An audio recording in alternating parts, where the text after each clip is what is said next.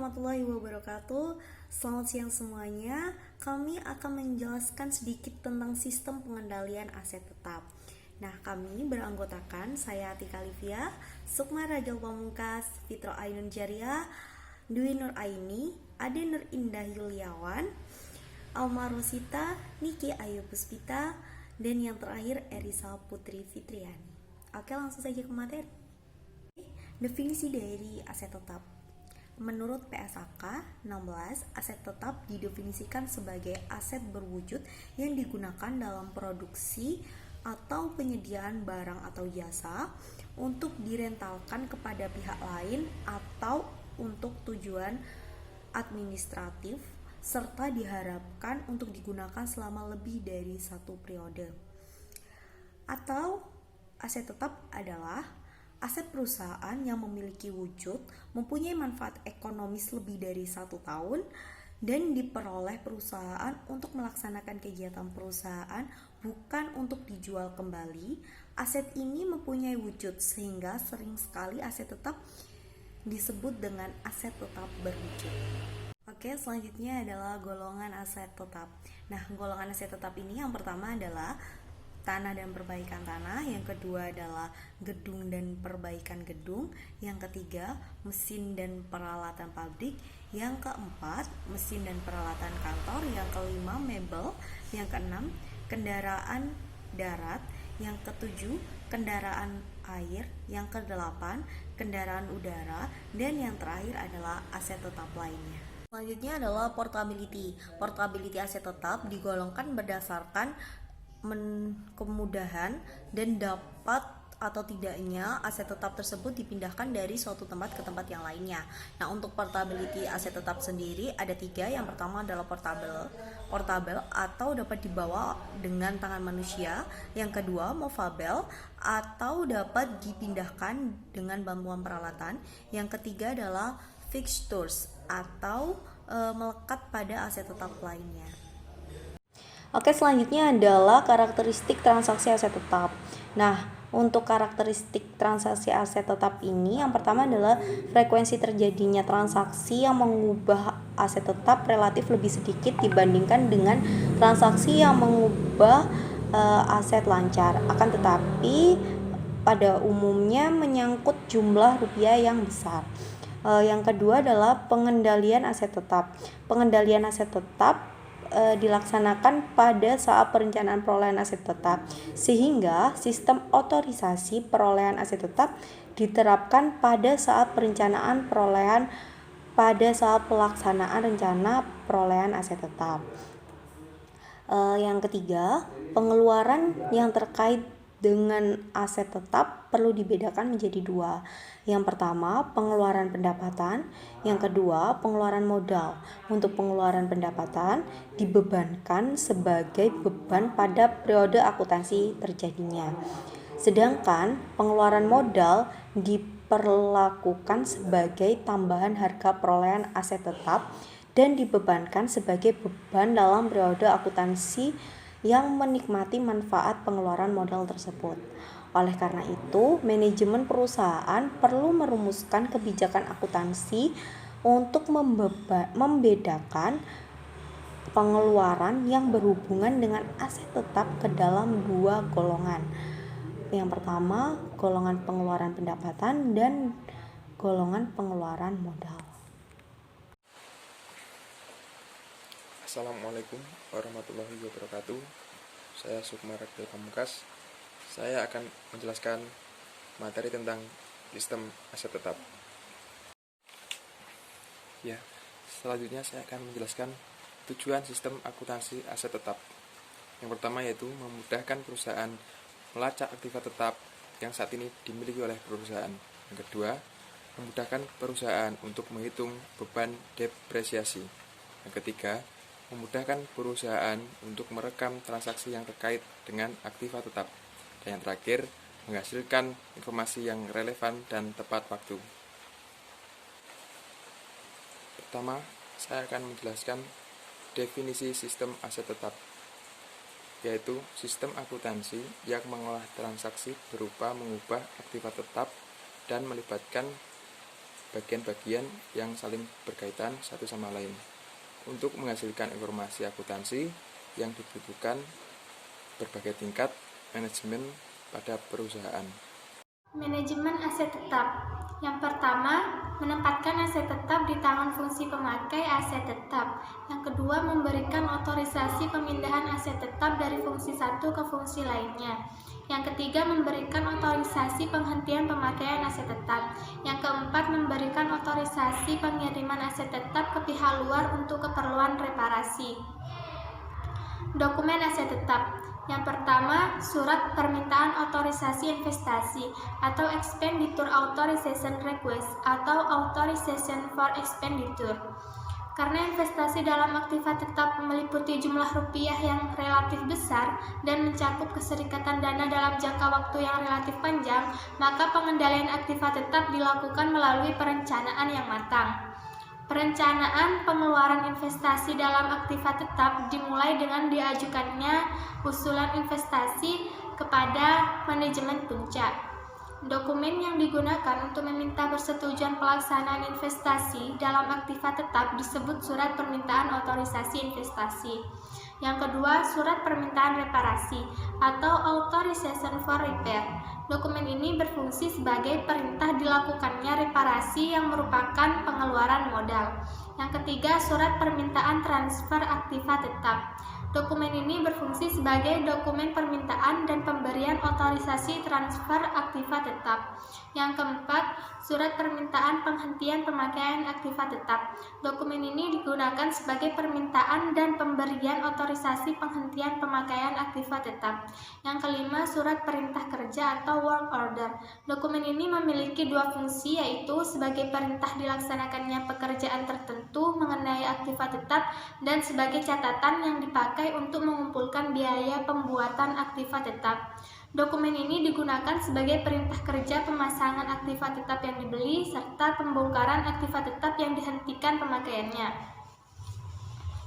Yang keenam, surat order pembelian. Dokumen ini diterbitkan oleh fungsi pembelian yang merupakan surat untuk memesan aktiva tetap kepada pemasok. Untuk pembelian aktiva tetap yang melibatkan jumlah investasi yang besar, umumnya penilaian pemasok dilakukan melalui proses tender terbuka. Yang ketujuh, laporan penerimaan barang. Dokumen ini diterbitkan oleh fungsi penerimaan setelah fungsi ini melakukan pemeriksaan kuantitas, mutu, dan spesifikasi aktiva tetap yang diterima dari pemasok. Yang kedelapan, faktur dari pemasok. Dokumen ini merupakan tagihan dari pemasok untuk aktiva tetap yang dibeli. Yang kesembilan, bukti kas keluar. Dokumen ini merupakan perintah pengeluaran kas yang dibuat oleh fungsi akuntansi setelah dokumen surat permintaan otorisasi investasi, surat order pembelian, laporan penerimaan barang, dan faktur dari pemasok diterima dan diperiksa oleh fungsi tersebut. Yang ke-10, bukti memorial. Dokumen ini digunakan sebagai dokumen sumber untuk pencatatan transaksi depresiasi aktiva tetap, harga pokok aktiva tetap yang telah selesai dibangun, pemberhentian pemakaian aktiva tetap, dan pengeluaran modal. Pihak terkait. Yang pertama, fungsi pemakai. Dalam sistem akuntansi aktiva tetap, fungsi pemakai bertanggung jawab mengajukan usulan investasi dalam aktiva tetap dan mengajukan surat permintaan otorisasi investasi untuk merealisasikan perolehan aktiva tetap seperti yang tercantum dalam anggaran investasi yang telah disetujui oleh rapat umum pemegang saham. Unit organisasi pemakai aktiva tetap berfungsi mengelola pemakaian aktiva tetap. Yang kedua, fungsi penelitian dan pengembangan. Fungsi ini bertanggung jawab mengajukan usulan investasi aktiva tetap yang dimanfaatkan bersama oleh lebih dari satu fungsi. Di samping itu, fungsi ini bertanggung jawab melakukan studi kelayakan setiap usulan investasi dari berbagai fungsi lain dalam perusahaan. Yang ketiga, direktur yang terkait. Pejabat ini berfungsi memberikan persetujuan terhadap usulan investasi dan surat permintaan otorisasi reparasi yang diajukan oleh unit organisasi yang ada di bawah wewenangnya. Yang keempat, direktur utama. Pejabat ini yang memberikan otorisasi terhadap semua mutasi aktiva tetap. Otorisasi ini dicantumkan dalam formulir surat permintaan otorisasi investasi dan surat permintaan otorisasi reparasi. Yang kelima, fungsi pembelian. Fungsi ini bertanggung jawab memilih pemasok dan menerbitkan surat order pembelian untuk pengadaan aktiva tetap. Yang keenam, fungsi penerimaan. Fungsi ini bertanggung jawab melakukan pemeriksaan terhadap aktiva tetap yang diterima dari pemasok. Hasil pemeriksaan terhadap aktiva tetap tersebut dicantumkan dalam laporan penerimaan barang. Yang ketujuh, fungsi aktiva tetap. Fungsi ini bertanggung jawab atas pengelolaan aktiva tetap perusahaan. Fungsi ini memiliki wewenang dalam penempatan, pemindahan, dan penghentian pemakaian aktiva tetap. Yang kedelapan, fungsi akuntansi. Fungsi ini bertanggung jawab dalam pembuatan dokumen sumber, bukti kas keluar, dan bukti memorial untuk pencatatan mutasi aktiva tetap dan penyelenggaraan buku pembantu aktiva tetap. Di samping itu, fungsi akuntansi bertanggung jawab atas penyelenggaraan jurnal yang bersangkutan dengan aktiva tetap, register bukti kas keluar, dan bukti memorial. Pokok aktiva tetap dengan adanya pengeluaran modal. Lalu yang selanjutnya adalah sistem penghentian pemakaian aktiva tetap. Sistem ini dirancang untuk mencatat pengurangan harga pokok dan akumulasi depresiasi aktiva tetap yang dihentikan pemakaiannya serta laba rugi yang timbul akibat penghentian pemakaian aktiva tetap tersebut. Lalu sistem transfer aktiva tetap. Sistem ini dirancang untuk mencatat transfer aktiva tetap dari satu pusat pertanggungjawaban ke pusat pertanggungjawaban yang lain. Aktiva tetap. Sistem ini dirancang untuk mencatat transaksi pengisian kembali aktiva tetap. Dokumen sumber yang dipakai sebagai dasar pencatatan adalah bukti memorial. Selanjutnya yang terakhir adalah sistem pencatatan depresiasi aktiva tetap. Sistem ini dirancang untuk mencatat biaya depresiasi aktiva tetap dan juga dokumen yang dipakai sebagai dasar pencatatannya sama seperti sistem revaluasi aktiva tetap, yaitu bukti memorial. Ini adalah flowchart dari sistem informasi pembelian aset tetap, di mana dimulai dari membuat surat permintaan otorisasi investasi dari bagian yang memerlukan aset tetap. Nah, nanti itu akan terdapat atau menghasilkan dokumen rangkap 3, yaitu surat permintaan otorisasi investasi. Bisa dilihat di gambarnya aliran flowchartnya. Untuk laporan penerimaan barangnya akan diterima bersama dengan aset tetap. Nah, untuk direktur utama akan menerima surat permintaan otorisasi investasi rangkap 3, lalu akan kembali memberikan otorisasinya dan akan menghasilkan surat permintaan otorisasi investasi rangkap 3. Ini adalah sistem akuntansi aset tetap, di mana terdapat 7, yaitu sistem pembelian aset tetap, sistem pengelolaan aset tetap melalui pembangunan sendiri, sistem pengeluaran modal, sistem penghentian pemakaian aset tetap, sistem transfer aset tetap, sistem revaluasi aset tetap, dan juga sistem akuntansi penyusutan aset tetap. Selanjutnya adalah pengendalian internal atas aktiva tetap, terdiri dari organisasi, sistem otorisasi, prosedur pencatatan, dan juga praktik yang sehat. Untuk organisasi sendiri terdiri dari fungsi pemakai harus terpisah dan fungsi akuntansi aset tetap juga harus terpisah. Lalu, transaksi perolehan, penjualan, dan penghentian pemakaian aset tetap harus dilaksanakan oleh lebih dari satu unit organisasi yang bekerja secara independen. Untuk yang sistem otorisasi, di mana anggaran investasi diotorisasi oleh rapat umum pemegang saham, lalu surat permintaan otorisasi investasi, surat permintaan otorisasi reparasi, dan juga surat permintaan penghentian pemakaian aset tetap, dan surat permintaan transfer aset tetap diotorisasi oleh direktur yang bersangkutan dan juga direktur utama. Untuk surat perintah kerja diotorisasi oleh kepada departemen yang bersangkutan.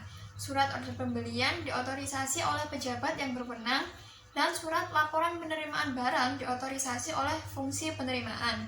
Nah, untuk bukti kas keluar diotorisasi oleh fungsi akuntansi, dan bukti memorialnya diotorisasi oleh kepala fungsi akuntansi. Lalu untuk prosedur pencatatannya, perubahan kartu aset tetap harus didasarkan pada bukti kas keluar atau bukti memorial atau surat permintaan transfer aset tetap yang dilampiri dengan dokumen pendukung yang lengkap yang diotorisasi oleh pejabat berwenang.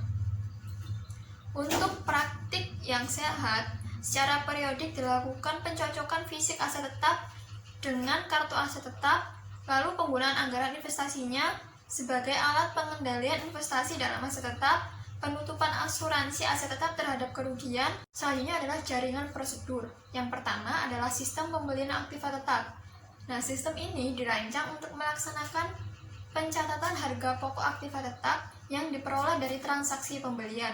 Yang kedua adalah sistem perolehan aktiva tetap melalui pembangunan sendiri. Sistem ini dirancang untuk mencatat harga pokok aktiva tetap yang diperoleh perusahaan dari pembangunan yang dilaksanakan sendiri oleh perusahaan.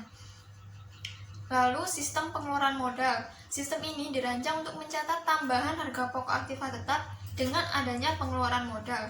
Lalu yang selanjutnya adalah sistem penghentian pemakaian aktiva tetap. Sistem ini dirancang untuk mencatat pengurangan harga pokok dan akumulasi depresiasi aktiva tetap yang dihentikan pemakaiannya serta laba rugi yang timbul akibat penghentian pemakaian aktiva tetap tersebut.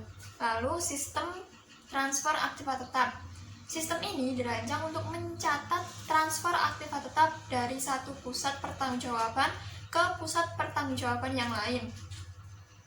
Aktiva tetap. Sistem ini dirancang untuk mencatat transaksi pengisian kembali aktiva tetap. Dokumen sumber yang dipakai sebagai dasar pencatatan adalah bukti memorial.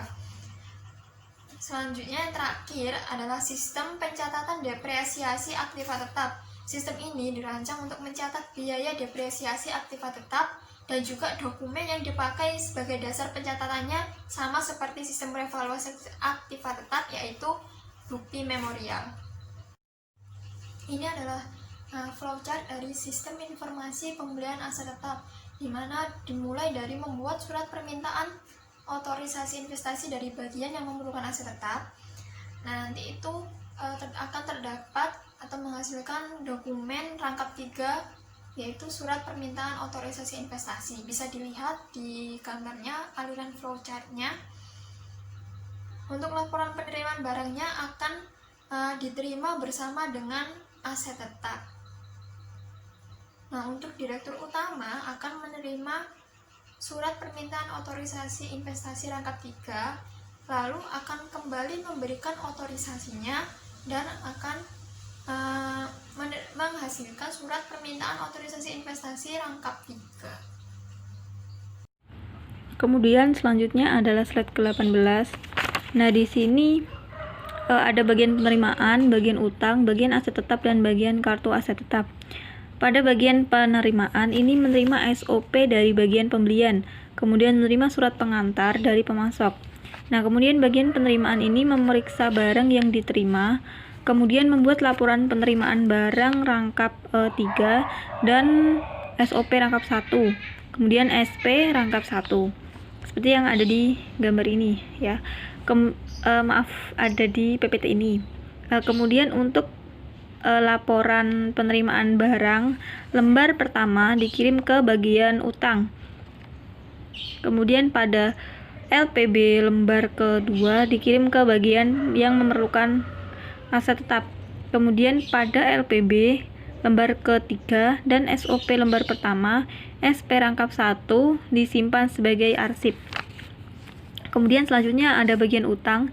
Di bagian utang ini menerima SPOI atau surat permintaan otorisasi investasi, kemudian menerima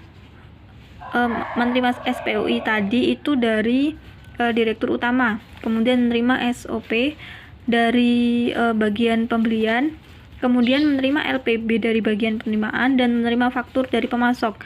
Kemudian bagian utang ini membandingkan antara faktur dari pemasok dengan SPOI, SOP dan LPB. Kemudian membuat bukti kas keluar rangkap 3 dan SPOI rangkap 1, SOP rangkap 1 dan LPB rangkap 1, faktur rangkap 1. Nah, seperti ada yang di gambar ini, di PPT ini. Kemudian pada bukti kas keluar lembar pertama ini melakukan register bukti kas keluar. Nah, kemudian pada BKK atau bukti kas keluar pada lembar kedua ini akan dikirim ke bagian aset tetap atau nomor 12.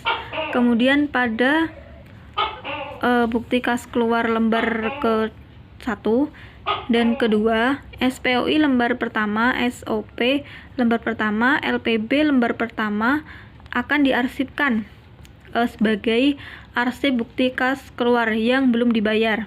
Seperti itu. Kemudian pada bagian aset tetap, di sini tadi kan menerima bukti kas keluar dari bagian utang. Nah, kemudian pada bagian aset tetap ini melakukan atau membuat surat penempatan aset tetap rangkap 3 dan BKK rangkap 1. Kemudian pada SPA. Baik, untuk selanjutnya adalah slide ke-17 pada bagian pembelian. Di sini pada bagian pembelian itu menerima dokumen SPOI atau surat permintaan otorisasi investasi dari direktur utama. Yang nantinya bagian pembelian itu membuat surat permintaan penawaran harga yang nantinya akan berupa surat permintaan penawaran harga berupa dokumen yang nantinya akan dikirim ke pemasok. Kemudian menjadi surat penawaran harga yang nantinya akan diterima dari pemasok. Seperti itu. Kemudian bagian pembelian membuat perbandingan harga yang nantinya akan menjadi dokumen surat perbandingan harga dengan catatan SPP, surat permintaan pembelian, kemudian SOP atau surat order pembelian, kemudian SPPH atau surat permintaan penawaran harga, kemudian PH atau perbandingan harga, LPB atau laporan penerimaan barang, BKK atau bukti kas keluar. Kemudian pada bagian pembelian memilih pemasok, kemudian dan membuat surat order pembelian, yakni surat order pembelian itu rangkap 7 dan SPH rangkap 4. Kemudian SOP lembar ke-1 dan kedua yang nantinya akan dikirim ke pemasok. SOP lembar ketiga nanti akan dikirim ke bagian pembelian atau di sini dikatakan nomor 6. Kemudian SOP lembar ke-4 nanti akan dikirim ke bagian utang. Kemudian lembar ke-5 dikirim ke bagian yang memerlukan aset tetap. Kemudian SOP lembar ke-6 dan SPH lembar ke-1, 2, dan 3, dan 4 yang nanti akan diarsipkan. SOP lembar ke-7 disimpan sebagai arsip. Seperti itu. Kemudian selanjutnya ada laporan penerimaan barang. Ini dari bagian penerimaan yang nantinya akan mencatat tanggal penerimaan pada SOP lembar ke-6 dan ke-7. Kemudian dikirim ke bagian utang. Kemudian faktur dari pemasok ini faktur yang dari pemasok. Kemudian pada bagian pembelian itu memeriksa faktur tersebut, kemudian menjadi faktur dari pemasok yang nantinya akan dikirim ke bagian aset. Seperti itu. Untuk selanjutnya. Assalamualaikum warahmatullahi wabarakatuh. Saya Alma Rosita akan menjelaskan mengenai sistem informasi pembangunan aset tetap. Nah, pada sistem ini terdapat 8 bagian. Bagian yang pertama adalah bagian yang memerlukan aset tetap, yang mana bagian ini merasa perlunya ada pembangunan untuk memperlancar kegiatan yang ada di perusahaan. Yang kedua ada direktur utama. Yang ketiga ada bagian reparasi dan pemeliharaan, yang mana pada bagian ini merupakan bagian yang mengelola atau menjalankan proyek pembangunan. Yang keempat ada bagian gudang, yang mana bagian ini menyediakan suku cadang. Bagian yang kelima ada bagian upah dan gaji. Bagian yang keenam ada bagian jurnal, yang mana bagian ini merupakan bagian yang mencatat semua transaksi yang berkaitan dengan pembangunan aset tetap. Yang ketujuh ada bagian kartu aset tetap, dan yang kedelapan ada bagian aset tetap. Nah, setelah mengetahui bagian-bagiannya, selanjutnya saya akan menjelaskan mengenai alur informasinya. Dimulai dari bagian yang memerlukan aset tetap. Bagian yang memerlukan aset tetap ini membuat surat permintaan otorisasi investasi 3 rangkap yang selanjutnya dikirim ke direktur utama.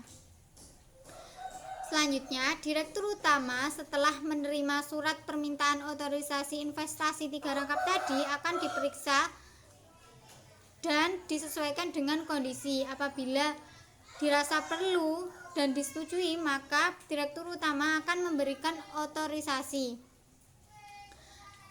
Surat permintaan otorisasi 3 rangkap tadi akan dikirim ke 3 bagian. Bagian yang pertama, bagian yang memerlukan aset tetap, yang mana ini merupakan bukti bahwa permintaan untuk pembangunan dikabulkan. Bagian yang kedua ada bagian reparasi dan pemeliharaan, yang mana ini merupakan bukti bahwa Direktur Utama memberikan kekuasaan atau otorisasi kepada bagian reparasi dan pemeliharaan untuk membangun proyek pembangunan. Yang ketiga ada bagian kartu aset tetap.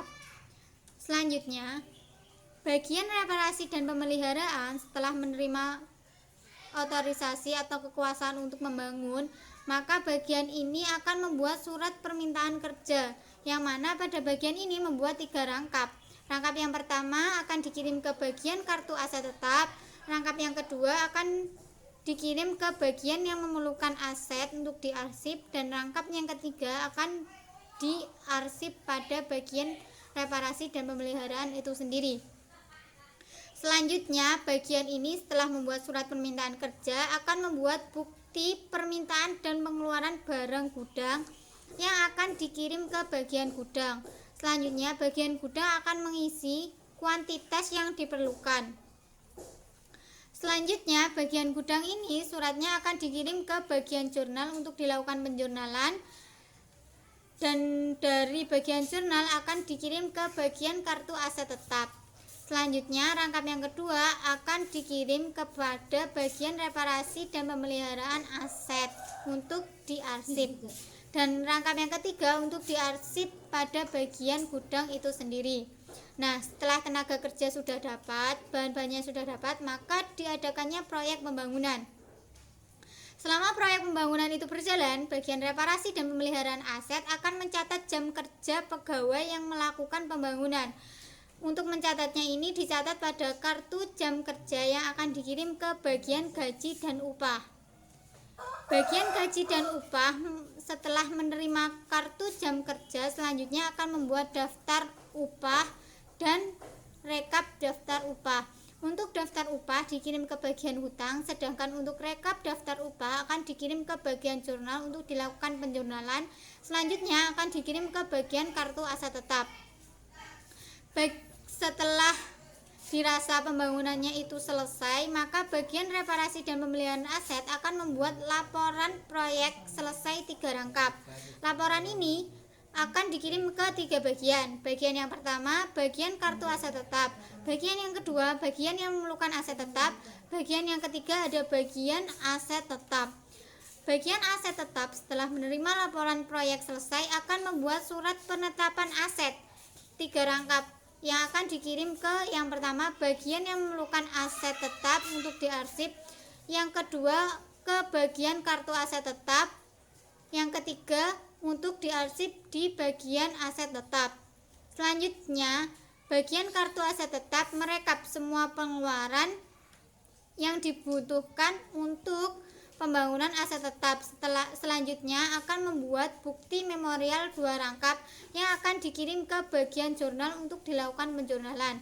Nah, untuk bukti-bukti yang diterima pada bagian kartu aset tetap seperti bukti memorial, surat permintaan otorisasi investasi, laporan proyek selesai, permintaan barang di gudang, rekap daftar upah, dan surat penetapan aset tetap semuanya akan diarsip. Sekian dari saya. Wassalamualaikum warahmatullahi wabarakatuh. Berikut merupakan flowchart dari pengadaan aset tetap dengan sistem pengeluaran modal. Nah, pertama, bagian yang memerlukan pengeluaran modal itu mulai meminta manajemen untuk membuat surat permintaan otorisasi reparasi yang dibuat rangkap 3. Rangkap 3 tersebut kemudian diminta untuk persetujuan ke Direktur Utama.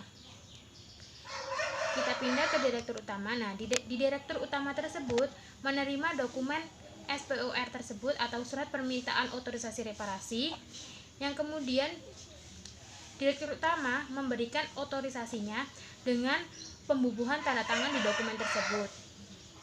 Nah, surat permintaan otorisasi kan 3 rangkap. Nah, itu yang pertama untuk arsip, yang kedua untuk Direktur Utama, dan yang ketiga untuk diteruskan ke bagian reparasi dan pemeliharaan. Nah, sebelum itu bagian yang memerlukan pengeluaran modal harus meminta 4 surat. Yang pertama, surat permintaan otorisasi reparasi. Yang kedua, surat perintah kerja. Yang ketiga, laporan proyek selesai. Dan yang keempat, surat penempatan aset tetap. Nah, dokumen-dokumen tersebut digunakan untuk merekam data transaksi dan dibuat arsip. Nah, tanda N tersebut itu dimaksudkan untuk urut nomor. Jadi, dokumen-dokumen tersebut harus urut nomornya. Nah, lanjut ke slide 24. Di slide 24 juga ada 2 bagian, yaitu bagian reparasi dan pemeliharaan dan juga bagian gudang. Di bagian reparasi dan pemeliharaan tadi kan menerima surat permintaan otorisasi reparasi. Nah, surat itu kemudian digunakan untuk membuat surat perintah kerja. Nah, menghasilkan dokumen tersebut yaitu surat perintah kerja yang dibuat 3 rangkap. Nah, surat perintah kerja tersebut itu memiliki 2 fungsi. Yang pertama, untuk membuat bukti permintaan dan pengeluaran barang gudang yang menghasilkan dokumen berupa BPPBG atau bukti permintaan dan pengeluaran barang gudang. Nah, fungsi yang kedua yaitu untuk mencatat jam kerja di kartu jam kerja. Nah, BPPBG ini 3 rangkap tadi dilanjutkan ke bagian gudang. Di bagian gudang itu diisi kuantitas suku cadang yang diserahkan. Ketiga-tiganya setelah diisi itu dibagi. Yang pertama untuk bagian gudang, yang kedua untuk arsip, dan yang ketiga untuk dilanjutkan ke bagian jurnal. Nah, nanti setelah itu yang jam kerja itu diteruskan ke bagian gaji dan upah. Nah, di bagian reparasi dan pemeliharaan itu juga membuat laporan proyek selesai. Nah, dibuat dokumen 3 rangkap berupa LPS atau laporan proyek selesai. Lanjut ke slide 25. Nah, di slide 25 ini juga ada 2 bagian, yaitu bagian pertama bagian gaji dan upah, dan yang kedua bagian jurnal. Di bagian gaji dan upah tadi kan menerima dokumen berupa kartu jam kerja dari bagian reparasi dan pemeliharaan. Nah, kartu jam kerja tersebut di bagian gaji dan upah digunakan untuk membuat daftar upah dan rekap daftar upah. Daftar upahnya 2 rangkap dan RDU-nya 1 rangkap. Nah, daftar upah 2 rangkap tersebut nanti akan dilanjutkan ke bagian gudang. Nah, sedangkan RDU-nya nanti akan dilanjutkan ke bagian jurnal. Nah, pindah ke sisi bagian jurnal. Bagian jurnal kan ada 3 dokumen, yaitu BPPBG, RDU, dan bukti memorial. BPPBG tersebut, ketiga dokumen tersebut itu di bagian jurnal digunakan untuk membuat jurnal umum. Nah, tapi sebelum itu nanti setelah itu BPPBG-nya nanti akan diteruskan ke bagian aset tetap. RDU juga sama. Nanti setelahnya dibuat jurnal umum itu dilanjutkan ke bagian aset tetap. Nah, sedangkan untuk bukti memorial itu digunakan sebagai arsip di bagian jurnal. Akan tetapi, bukti jurnal tersebut harus urut sesuai nomornya. Nah, tanda N tersebut itu artinya urut sesuai nomor. Saya Risa Putri Fitriani akan membacakan slide 26. Terdapat 2 bagian, yang bagian pertama yaitu bagian kartu aset tetap. Pada halaman 4, dokumen SPOI. Pada halaman 13, dokumen BPPBG. Pada halaman 14, dokumen RDU. Pada halaman 15, dokumen LPS. Digabungkan menjadi 1 dokumen, yaitu dokumen SPK di 1 halaman. Lalu membuat bukti memorial. Selanjutnya membuat rangkap dokumen. Dokumen yang pertama bukti memorial di halaman 18, bukti memorial 2 SPOI, LPS, BPPBG, RDU menjadi satu halaman di halaman 19. Selanjutnya pada bagian aset tetap di halaman 17 terdapat dokumen laporan proyek selesai, lalu membuat surat penempatan aset tetap, lalu dimasukkan ke dokumen surat penempatan aset tetap 1 halaman. Dokumen surat penempatan aset tetap 2 dimasukkan ke halaman 21. Lalu dokumen surat penempatan aset tetap yang ketiga disimpan, LPS juga disimpan. Lalu ke bagian kartu aset tetap halaman 19 terdapat dokumen bukti memorial dimasukkan ke kartu aset tetap lalu selesai. Selanjutnya dokumen SPOI, LPS, BPPBG, RDU, lalu dokumen tersebut disimpan secara permanen. Lalu halaman 21 terdapat surat penempatan aset tetap diinput ke kartu aset tetap lalu selesai. Selanjutnya yaitu slide 27, sistem pemberhentian aset tetap. Pada bagian pertama terdapat bagian yang menggunakan aset tetap. Dimulai lalu membuat surat permintaan penghentian pemakaian aset tetap, lalu rangkap dokumen SPPPAT 123 dijadikan satu halaman pada halaman 1. Lalu setelah itu ke direktur utama. Pada bagian direktur utama, rangkap dokumen SPPPAT 123 digabungkan menjadi satu halaman, lalu memberikan otorisasi, lalu rangkap dokumen SPPAT masuk di halaman 2, dokumen SPPAT 2 masuk di halaman 3, lalu dokumen SPPPAT 3 masuk ke halaman 4. Selanjutnya yaitu kartu aset tetap.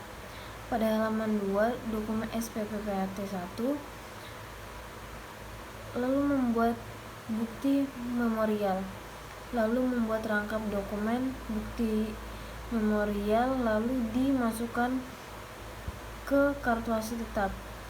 Pada dokumen SPPPAT 1 dimasukkan ke halaman yang sama pada halaman 5. Selanjutnya bagian aset tetap.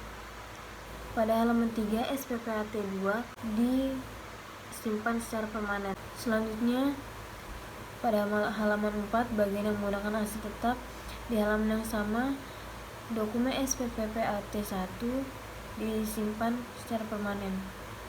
Lalu yang terakhir pada bagian jurnal, pada halaman 5, dokumen memorial diinput ke jurnal umum. Lalu dokumen SPPAT 1 disimpan secara permanen beserta bukti memorial dan selesai. Slide 28 tentang flowchart sistem transfer aset tetap. Yang pertama bagian asal aset tetap. Dimulai, lalu membuat surat permintaan transfer aset tetap, lalu dihubungkan ke rangkap dokumen SPTAT 123. Lalu yang pertama, direktur utama merekap dokumen SPTAT yang keluar masuk, lalu memberikan otorisasi untuk rangkap dokumen SPTAT. Lalu yang kedua, bagian asal aset tetap, dokumen SPTAT yang keluar masuk. Lalu yang ketiga, bagian kartu aset tetap, dokumen SPTAT yang keluar masuk tadi diinput ke dalam kartu aset tetap lalu disimpan. Yang keempat, bagian aset tetap, dokumen SPTAT yang keluar masuk disimpan. Lalu yang kelima, bagian yang dituju, dokumen SPTAT yang keluar masuk tadi disimpan dan selesai. Selanjutnya slide 29, sistem revaluasi aset tetap. Direktur utama membuat surat keputusan revaluasi aset tetap lalu dihubungkan ke dokumen SKRAT yang keluar masuk. Lalu yang pertama, bagian kartu aset tetap, dokumen SKRAT yang keluar masuk lalu dihubungkan ke membuat bukti memorial, lalu dokumen SKRAT dan bukti memorial tadi input ke dalam aset kartu tetap. Yang kedua, bagian jurnal, dokumen bukti memorial diinput ke jurnal umum, sedangkan dokumen SKRAT disimpan dan selesai. Lalu selanjutnya slide 30, sistem penyusutan aset tetap. Yang pertama, bagian kartu aset tetap. Setelah dimulai membuat daftar penyusutan aset tetap, lalu dokumen DDAT dihubungkan dengan membuat bukti memorial. Setelah itu dokumen bukti memorial dan DDAT diinput ke kartu aset tetap. Yang kedua, bagian jurnal.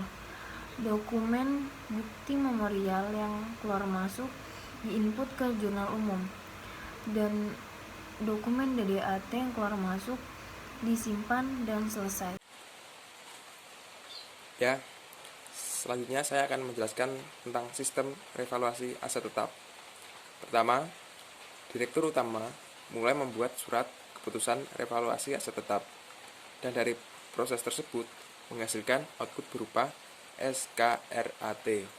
Kemudian dokumen tersebut diserahkan kepada bagian kartu aset tetap.